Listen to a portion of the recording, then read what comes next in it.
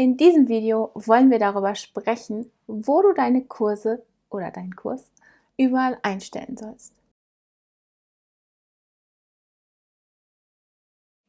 Es gibt verschiedene Möglichkeiten.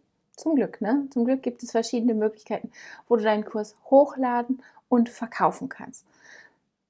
Wir haben schon über Udemy gesprochen und wir haben schon über eine eigene School gesprochen, nämlich Teachable.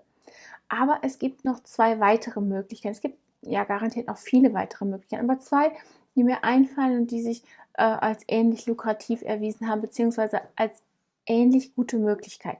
Und da haben wir einmal Thinkific. Das ist ähnlich wie Teachable. Das ist einfach eine bezahlte Plattform, also die du bezahlen musst, wo du deine Kurse einstellst und verschiedene Features hast, die du nutzen kannst, um deine School ja, zu vermarkten und Leute auf deine School zu holen und eben deine Kurse zu verkaufen.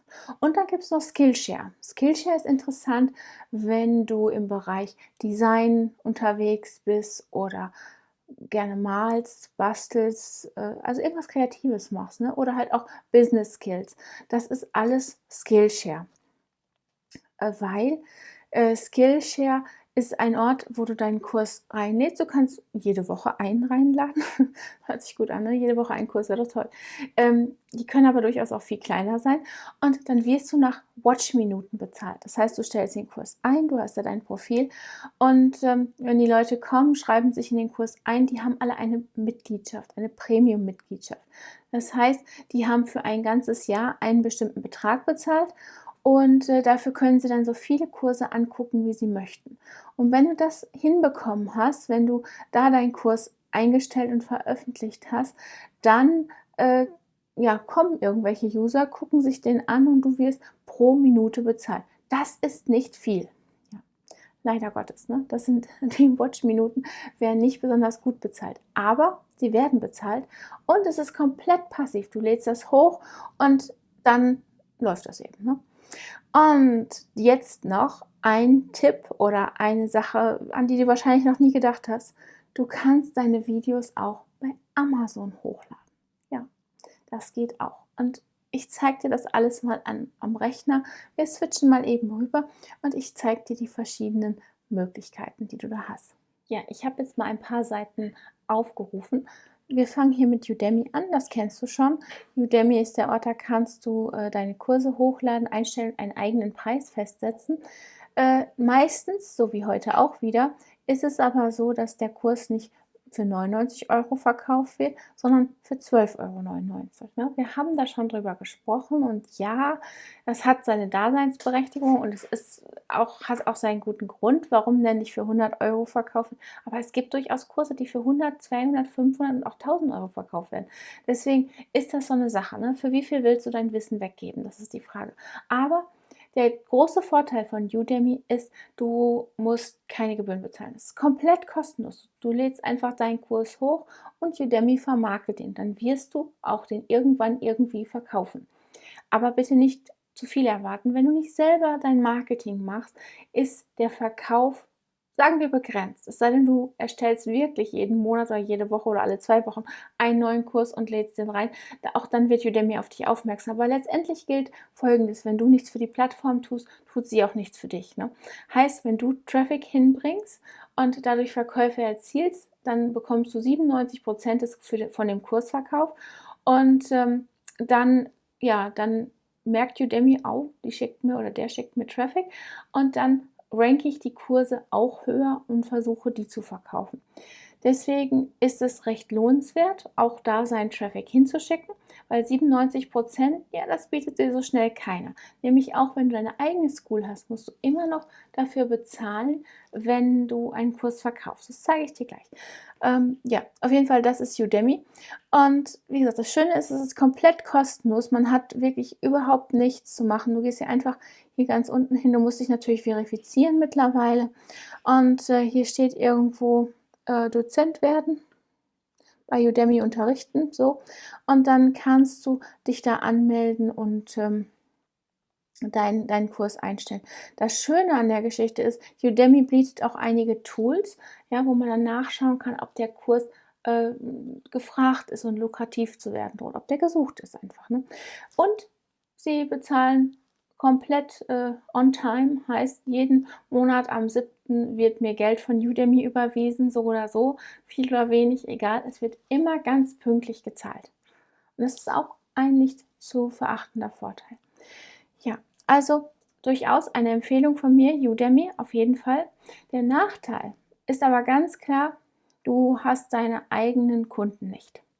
Heißt, du kannst deine Kunden über Promotional E-Mails, also es gibt ein E-Mail-System, kannst du die zweimal anschreiben. Du kannst ihnen zweimal im Monat eine Educational E-Mail schicken und zweimal eine Promotional E-Mail, so wird es halt da genannt. Ne? Also eine, wo du irgendwas bewirbst, wo du Coupons gibst für besonders günstige Kurse. Und dann kannst du halt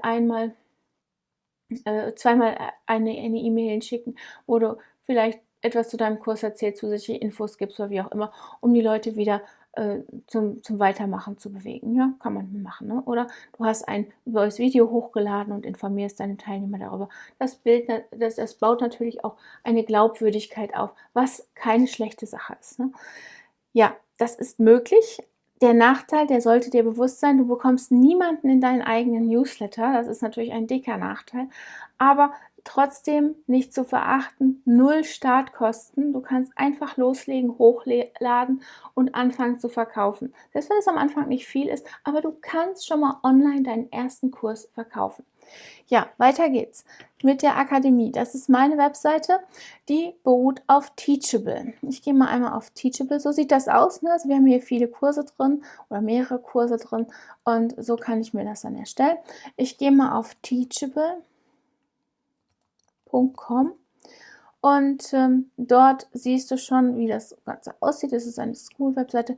Hier Features und Pricing. Ich gehe jetzt mal einmal hier auf Pricing, damit du sehen kannst, was es kostet.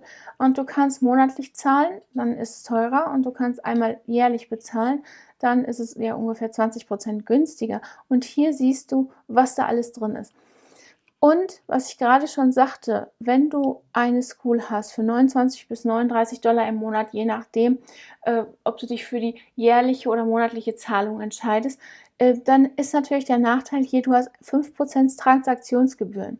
Das heißt, von jedem Kurs, den du verkaufst, werden 5% abgezogen. Wenn du einen höheren Plan auswählst, nämlich den für 99 Dollar im günstigsten Fall, dann hast du keine Transaktionsgebühren mehr.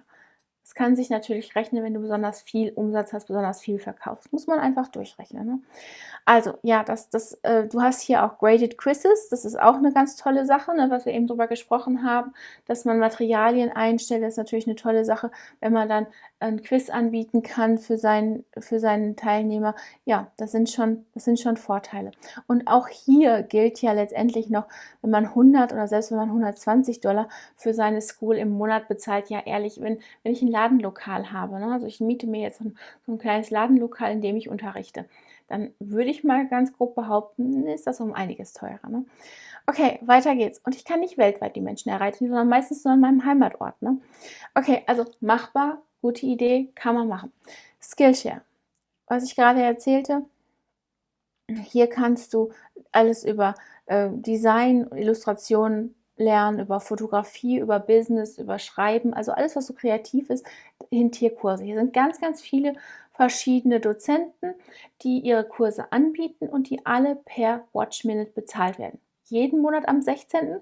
klingelt auch hier wieder mein PayPal-Konto und überweist mir einen Betrag, meistens keinen allzu hohen, für die Zeit, die mein Kurs angeguckt wurde. Kein zu hohen, liegt allerdings an mir, weil ich weder alle meine Kurse da eingestellt und hochgeladen habe, noch mich besonders viel darum kümmern. Nämlich auch dort kann man Promotional E-Mails schicken, kann man seine Leute anschreiben, ja, also könnte ich durchaus mal machen. Also ich könnte noch einiges mehr an Marketing da machen.